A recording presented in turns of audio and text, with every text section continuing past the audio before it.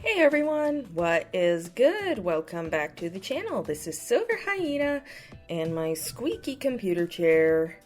And what I've got for today's video is a bit of an experiment.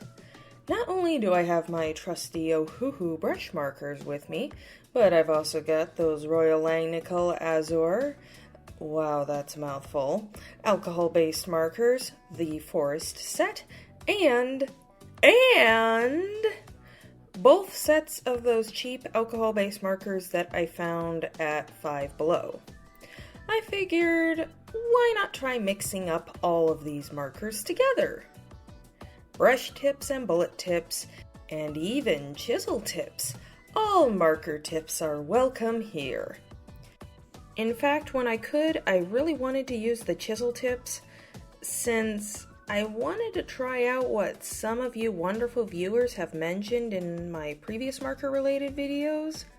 Apparently, it is easier to blend alcohol-based markers with a chisel tip, at least better than with a bullet tip. Naturally, I think that the brush tip is the best for blending alcohol-based markers. However, I really like the effect that I got with the chisel tip blending, so thank you all so much who suggested that to me. I have been unfair to the poor chisel tip, I really have. Of course, it's important to try out these various blending techniques and what tips work best for you as an individual, be that marker tips or advice type tips. Like, just tips all around, I guess. Everyone has different preferences, and it's important to find what works for you. While the brush tip is my personal favorite, I think I've been just too unfair to the poor chunky chisel tip. And I'll say it again to all those lovely viewers who recommended that I try out the chisel tip for blending. Thank you all so much. You guys are amazing.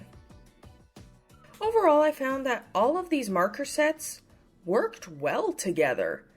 I know at one point in this video, I bring in my grayscale Faber-Castell Pitt Artist pens, although those are actually water-based, but I needed more shades of gray. That's an interesting mix, I'll say. Now, one thing that I should point out is that on this mixed media paper, Canson XL mixed media paper, for those of you wondering, the markers from Five Below bled. Not heavily, thankfully, but I did not have this issue during my initial review, which, if you're curious about any of the individual reviews for the markers being used in this video, I'll have links posted in the description below.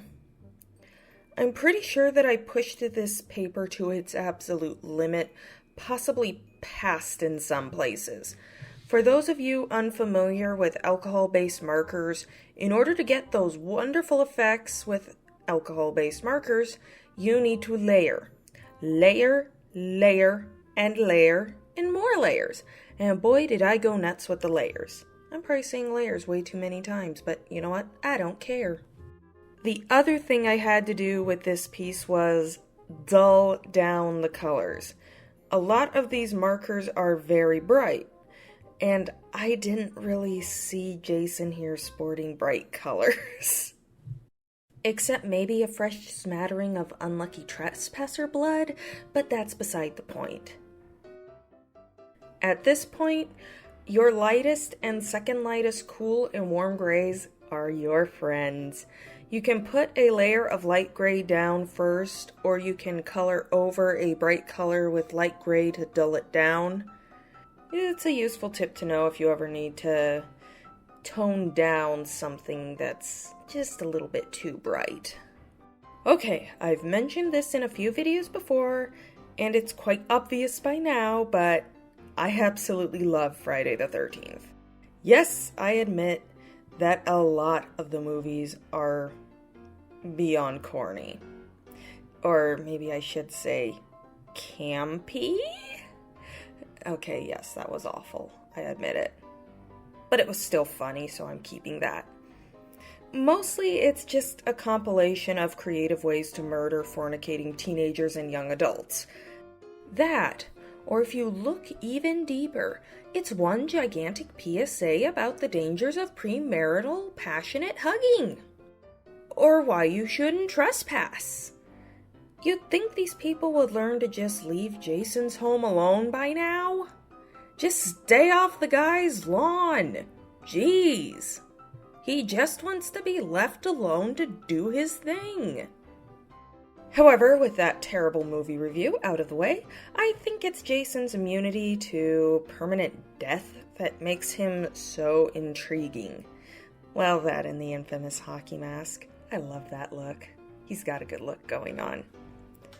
I mean, this guy has been shot, stabbed, drowned, of course, that's how this all started, burned, buried, frozen, impaled, even went toe-to-toe against, not Carrie?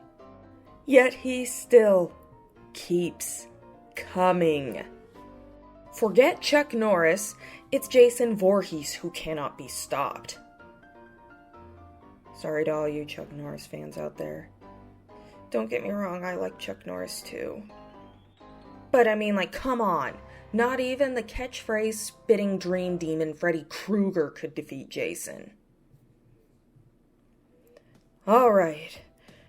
I went over those markers, gushed over my favorite stabby guy in a hockey mask. So now's the time that I need to start up my ending spiel. Alright, ending spiel engaged. So if you've enjoyed this video, please leave a like and subscribe to the channel if you haven't already. Let me know if you enjoy my quick and to the point, but terrible movie reviews. While we're at it, be sure to visit my Instagram at silverhyenaart. Over there I post works in progress, behind the scenes, and sneak peeks of work in progress, among other things. So, with that being said, this is Silver Hyena, signing off. Stay creative, everybody. Bye!